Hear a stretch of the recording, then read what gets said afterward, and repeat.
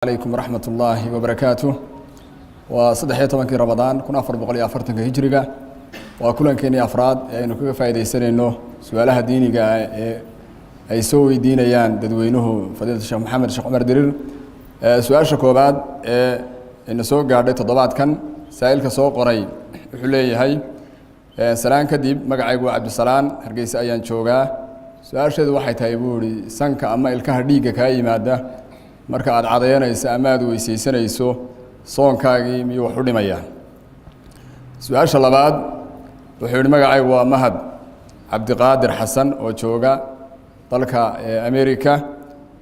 wuxuu yiri su'aasheedu waxay tahay qolo dhalinyaro ayaan wada deganahay cuntada waan isu kaaysanaa qolo maalin bay kariyaan buu yiri Ramadaan ka horna saas ay ahayd markay soo gashayna sidii baan ku wadnaa anu waan soomaa buu laakiin iyagu ma soomaan خمرنا وعبان والعياذ بالله أنا أقول عبا ويري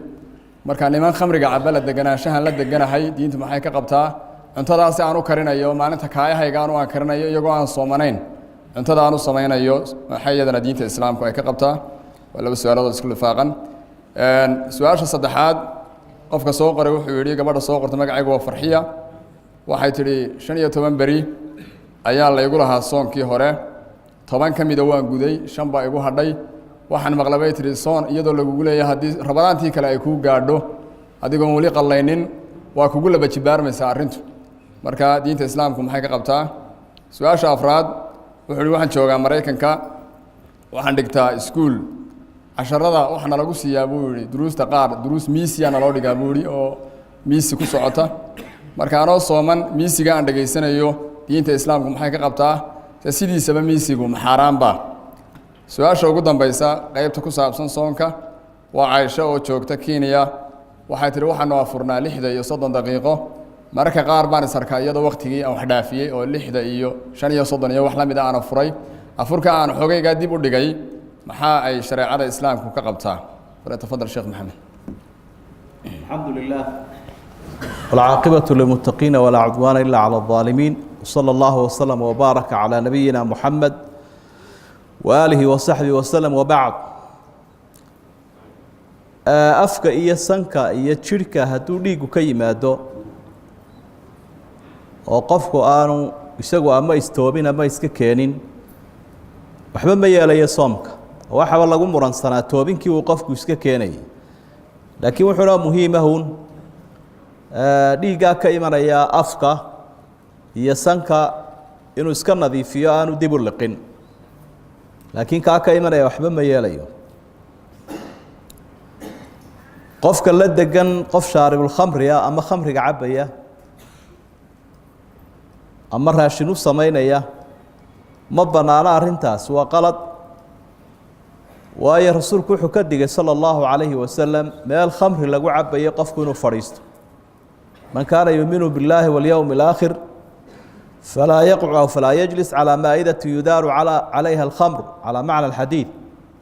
قفك إلهي آخرهم يستنيب فريسان ما الخمر اللي قو عبي أما حفلد أما وفتي أما صاحب وقد نزل عليكم في الكتاب أن إذا سمعتم آيات الله يكفر بها ويستهزأ بها فلا تقعدوا معهم حتى يخوضوا في حديث غيره وآيات كلها ولا قد يلدي meelaha macaasida lagu hayo inaanu qofku fariisanin marka waa inaad iskaga guurto ka ag bedelato aljaaru suu waa jaar xun weey kuwaas su'aasha kale oranaysa soomkii qallaha ahaa miyuu ugu laaban laabmaya haddaan rabadaantii kala dhaafiyo ma intii un baa lagu leeyahay waa inaad u dadaasho cibaadada si dhaqsaana aad ula timaado markay ramadaan baxdo shuwaalba intaanad soomin qallahaad soomaysaa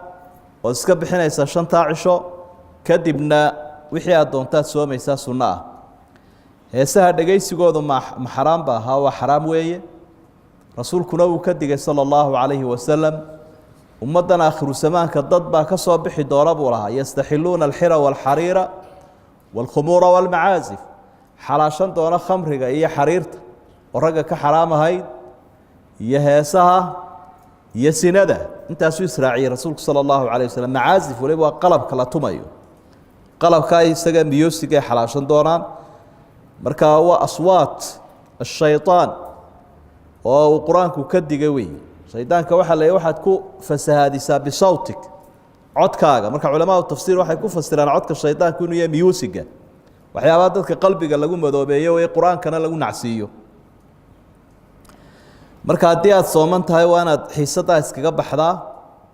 oo aada iska weydaarataa haddii aad markaas ka bixi kari weydo ama ay duruuftu kuu saamixi weydana soomkii waxba ma yeelayo oo ma jebinayo su-aasha kale waxay ahayd 5 daqiiqaan dhaafiyaa wakhtiga afurka ayaan afurkayga yaro dibdhigaa soomkaygii miyuu wax yeelayaa waxba yeeli maayo laakiin sunnii baad ka tagta laa yazaalu nnaasu bikhayrin maa cajalu lfitr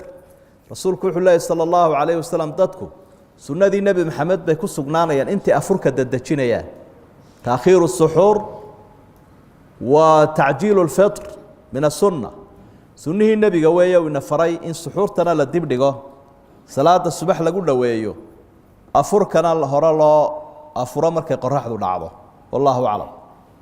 jasaa allahu khayr ilaahay subxaana wa tacaala sheekha ka abaaliyo haddaynu u gudubno qeybta ku saabsan cibaadaadka kale ee aan soonka ahayn saa'ilka soo qoray wuxuu uhi magacaygu waa saadiq waxaan joogaa dalka etoobiya waxaanu tukannaa buu ihi taraawiixda 20 ragcadood marka arrintaasi masax baa sheekh su-aasha labaad salaan kadib magacaygu waa maxamed oo jooga muqdisho wuxuu uhi habeen baan ku dhaartay magaca ilaahay oo aan idhi muslim ma ihi haddaan waxaa sameeyo wixii haddaan sameeyo maxaa xukunkeedu noqonayaa maxaad sheekh igula talin lahayd inaan sidee u toobad keeno su-aasha saddexaad waxaa jira magacaygu waa xamda joogta hargeysa sheekh qofku markuu tukanayo oo uu sujuudda maalan aan sujuudo waxa ku sabaysantada tiri wejigayga bar madow bartaa madow aniguna waan fool xumaystaayo waxaan isku dayaa inaan iska baabi'iyo marka raadkaa sujuudda aan tirtirayo maxay shareecada islaamku ka qabtaan su-aasha afraad magacaygu waa aasiya joogta hargeysa waxaa tihi qofku markuu ku tukan kari waayo taagnida uu jilba xanuun iyo waxaa ka cabanayo ama sujuuddii ay dhibayso haddii salaada qeybna uu taagni ku tukado qaybta sujuud iyo rukuucda markuu soo gaadhana kursi uu ku fadhiisto sujuuddii iyo rukuucda uu ishaaro salaadiisaasi sax may u noqonaysaa su-aasha shanaad salaan kadib way tihi magacaygu waa faadumo waxaan joogaa dalka Sweden waxay tihi su-aasheedu waxay tahay markaan salaada u istaago qalbigaygu meel kale u tagaa salaaddii waan tukanayaa laakiin niyaddaydu ma joogto maxaad sheekh igula talin lahayd maxaan sameeyaa su-aasha lixaad waxay tihi wuxuu yidhi magacaygu waa abubakar ibraahim oo jooga waddanka Germany wuxuu yidhi anigoo muslim sunniya ah ma ku tukan karaa masaajid ay leeyihiin muslimiinta shiicada ahi sheekh maxamed lixdaas su-aalood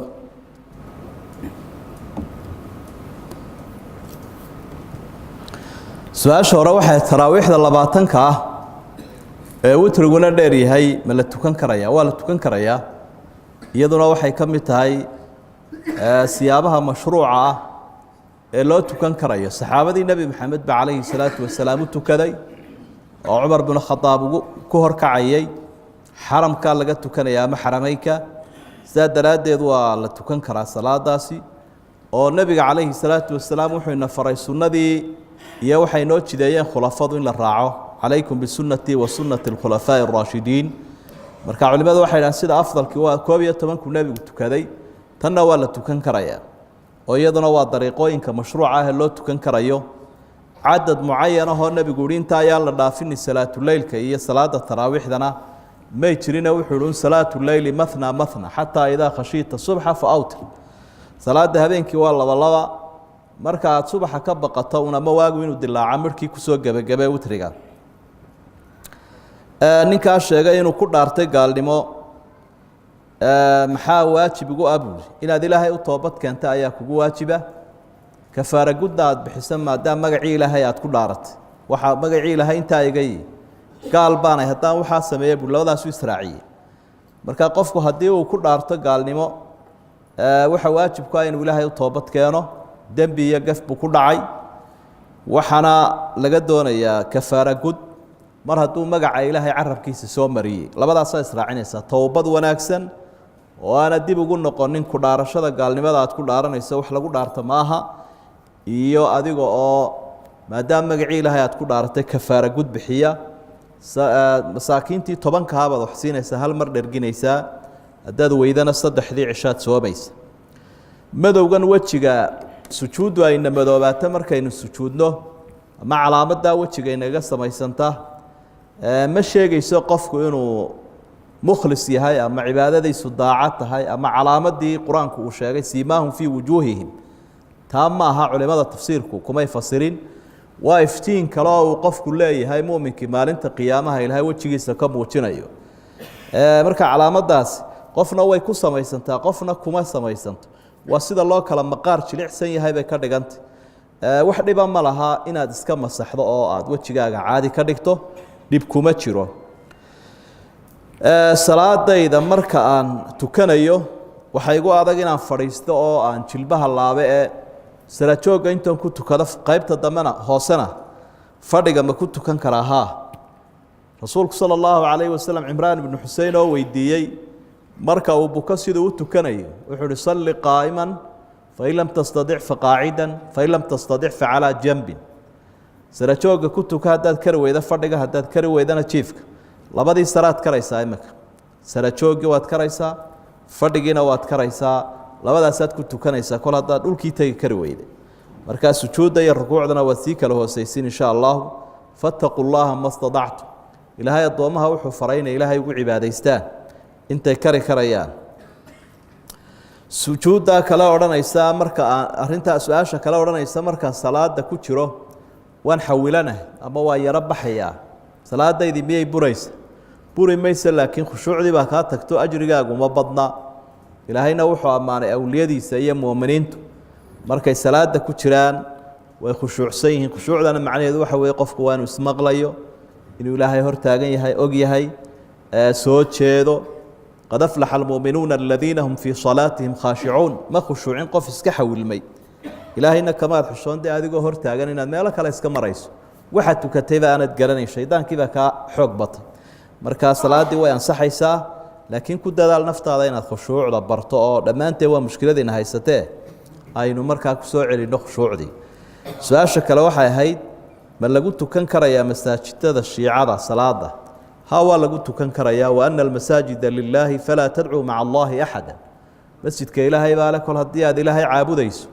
waad ku tukan karaysa iyagu hadday salaada si qaldan u tukanayaan uun baanad ku xidhanaynin laakiin masjidkii shiica dhistay maaha kii gaalku dhisay ayaa culimmada islaamku ay ku tegeen in lagu tukanayo xataa mararka qaarkood hadday kugu qabsato inaad kaniisadda ku tukan karto ayay a'immadu ka warramayeen mar haddaad ilaahay u tukanayso aanad sanam iyo wax kale u tukanaynin wallaahu aclam jasaa allahu khayr ilaahay subxaana wa tacaala inagu anfaco sheekhna ka abaaliyo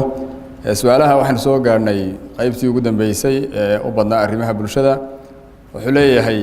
saa'ilka soo qoray sheekh waxaa soo baxay beryahan dambe xijaab laga dhigay xijaab casriya oo faashiyoona waad odhan kartaba malaha shalmadihii hore dumarkeennu huwan jireen ayaa dhaamo quruxda gabadha muujinaya marka xijaabkaas xukunkiisu muxuu yahay su-aasha labaad sheekh su-aasheedu waxay tahay buu yidhi waxaan leeyahay reer kalena inaan sameeyaan rabaa marka xaaskii haddaan u sheegay xaaskaygii hore waxay tidhi warqaddii hortaysii haddaad reer kale igu dul samaynayso arrintaas sheekh maxaa xukunkeedu iyadana yahay rooda oo joogta berbera waxay tihi waxaan maqlay haddii wiil aad walaala tihiin oo hooyada ay dhashay uu joogo kuma meherin karo mid aad isku aabba tihiin marka arrintaana maxaa ka jira su-aasha afraad waxay tihi wuxuu yidhi ninka soo qoray xaaskaygii ayaan furay ama aanu kala tagnay 4 bilood ka hor hal dalqadna waan riday dalqada horena igama dhicin inaan soo ceshadaan doonayaa sidaan u soo ceshan karaa su-aasha shanaad waa khadra oo joogta hargeysa waxay tidhi sheekh waxaa jira dad markay shaqada ka tagaan ama iskuullada ha u shaqeeyaan ama shaqooyinka kale iyo ganacsiga ka shaqeeyaane meeshii markay ka tagaan ama laga eriyo xuquuq soo raadsado idha xuquuq baanu leenahay ama wasaaradda iyo wax taga ama meelo kale taga oo xuquuq raadsada arrintaa diinta islaamku maxay ka qabtaa sheekh maxamed haddii masaladaa hore aynu dib ugu yaro noqonnee ka warramaysa shiicada iyo masaajidadooda waa markaad meel kala weydo haddaad helaysa dee masjid dadka sunniyiintu ay leeyihiin ama imaamkiisu wanaagsan yahay dee kaasaad tegaysa kaasana fiican qofku inuu ku dadaalo masjid sunni oo imaam fiican tukanaya intaad helayso midda ama khuraafaad wada ama wax kale lagu hayo ama laga shakisan yahay inaad tagtaa sax maaha waa laga fiican yahay xijaab khafiifa baa jira baa su-aashu ay leedahay xijaabku shuruuduu leeyahay sideeda islaamka dhexdiisa marka hadduu shuruudaha yeelan waayo dee xijaab lama idhaahdo iminka hadalka waxa ku jira inuu khafiif yahay mar hadduu khafiif yahay oo aanu jidhkii qarinaynin ama ku dhegan yahay ama jidhkii badhbannaan yahay xijaab lama idhaahdo laakiin dee qofka muslimka ah ee dumarka ah waxa waajib ku ah in ay eegto xijaabkani yahay kii saxdaha ma yahay ee shuruudaha sideeddaa lahaa shuruudahana waxa ugu muhiimsanaa